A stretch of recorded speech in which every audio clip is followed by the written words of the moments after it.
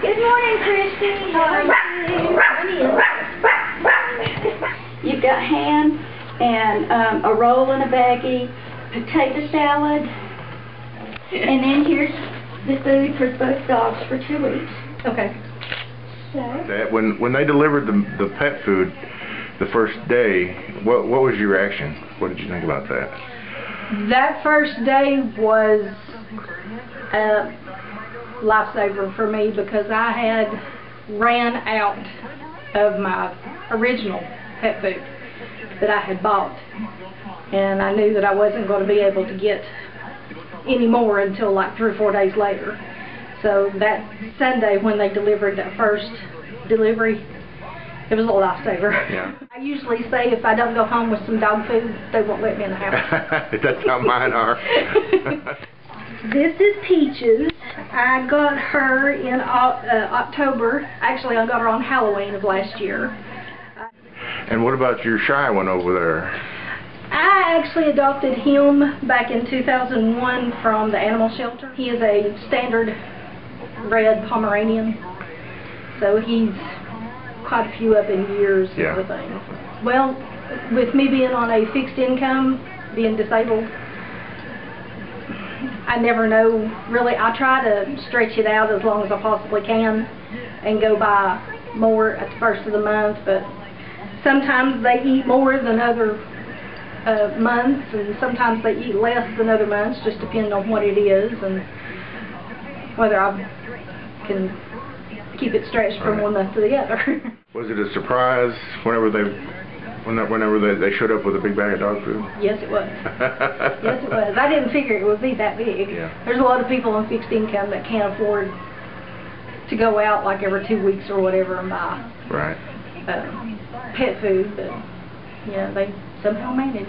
And these dogs are her family now. Mm-hmm. Yes, they are. They're more like my kids.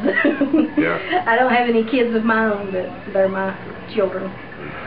The bags are labeled according to the person's last name, and it has if it's a dog or a cat and what the suggested amount of daily food that they should give each pet. We try and keep it between 35 and 37 people that we deliver to. Mm-hmm. Holy Trinity started the Meals on Wheels program in 1988 as an outreach. And so we've been doing this Sunday meals. They were going into recipients and they were seeing the food boxes on the floor, and the recipients were splitting their meals with their pets, which means neither one of them were getting the proper nutrition. So at the end of April we talked about it. The Memorial Day weekend was our first Sunday that we started delivering. Some of these recipients, their pet is that's their companion. They don't have family in the area, and so their pet, that gives them a reason to get up out of bed of a morning.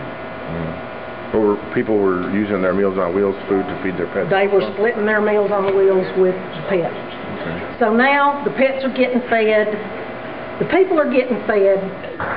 We just came from the service where we heard the story of Joseph and how no good thing is accidental. This is not our ministry. This is God's ministry. And God works through our hands to take care of all of His creation. We're taking care of the animals, but in a roundabout way, as Jenny said, we're taking care of their people too, because they're both getting fed now, and they're both getting the nutrition that they need, because they're both able to eat their own meals. Okay. And because there's going to be dogs and cats that have full bellies, it makes us very happy. The recipients are delighted because they're obviously on limited income, and to have a gift like this, as was described earlier, is just wonderful for them. Were they surprised, or did you warn them? Did they know that was coming? They didn't know it was coming. They were very much surprised. That's nice. Pleasantly surprised, I hope. Pleasantly surprised. Very, very appreciative.